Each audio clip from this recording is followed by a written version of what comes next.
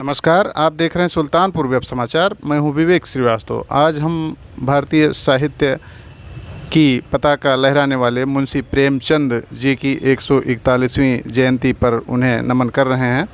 अखिल भारतीय कायस्थ महासभा 2150 की तरफ से आज मुंशी प्रेमचंद जी की जयंती मनाई जा रही है। 31 जुलाई 1880 को मुंशी जी का जन्म हुआ था। उनकी बहुत सारी रचनाएं हैं। गबन, गोदान, नमक का दरोगा, मानसरोवर, शतरंज के खिलाड़ी जैसे बहुत सारे साहित्य हैं जो कि आज भी अद्वितीय हैं, जिनका कोई जोड़ नहीं है।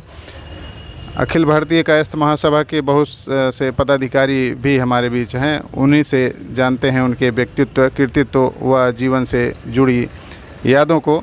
और इससे पहले कि हम आगे बढ़ें, आपसे हमारा फिर निवेदन है कि अगर आपने हमारे YouTube चैनल को सब्सक्राइब नहीं किया है तो सब्सक्राइब ज़रूर करें और वीडियो को लाइक व शेयर ज़रूर करते रहें। कि अखंड भारत के साहित्यकार और साहित्य सम्राट मुंशी प्रेमचंद जी की 141वीं जयंती हम लोग मना रहे हैं। मुंशी प्रेमचंद साहित्य में उनकी एक अछूट, बहुत ही उस समय जिस समय देश आज़ाद नहीं था, उस समय इन्होंने अपनी साहित्य के, कविता के बल पे अपनी एक पहचान बनाई और गोदान जैसे विश्व प्रसिद्ध उपन्यास और तमाम ऐसे साहित्यों का उन्होंने रचना किया, जिसमें कई नाम हैं।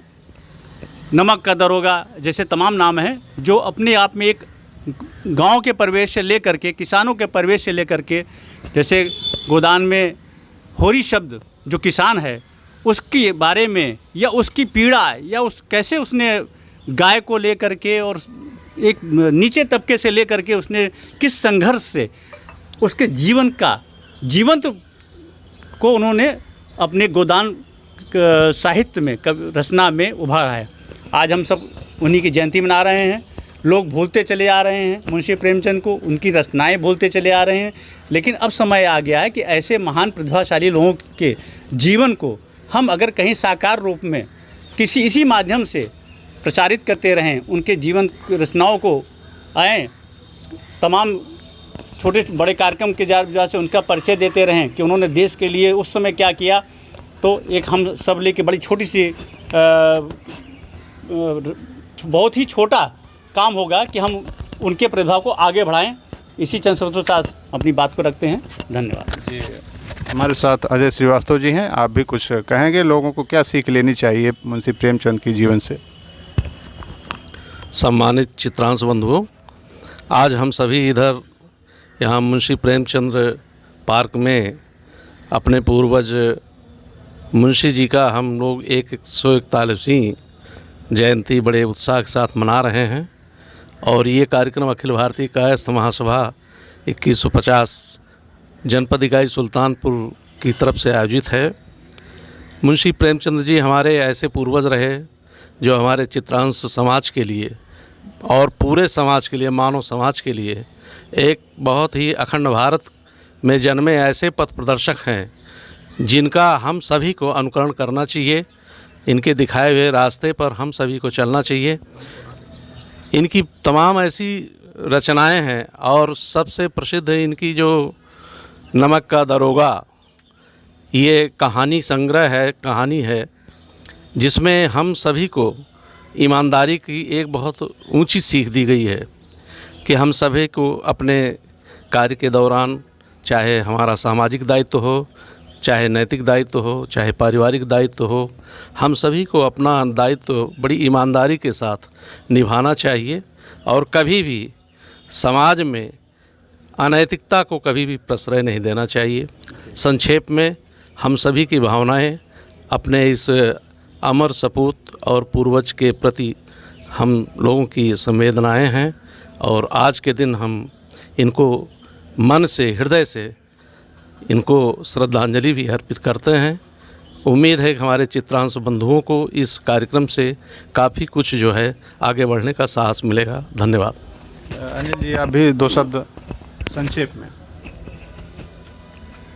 सबसे पहले तो अखिल भारतीय कायस्थ महासभा के सभी पदाधिकारियों को साधुवाद देते हुए कि हम लोग विगत वर्षों की भांति इस वर्ष भी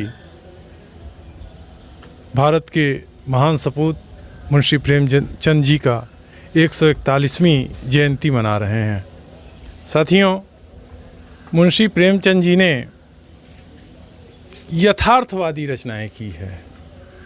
जो देखा, जिसको भोगा, उसको उन्होंने अपने कलम के माध्यम से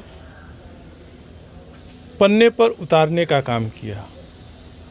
वह उस समय भी उतनी ही सार्थक थी, आज भी उतनी ही सार्थक हैं।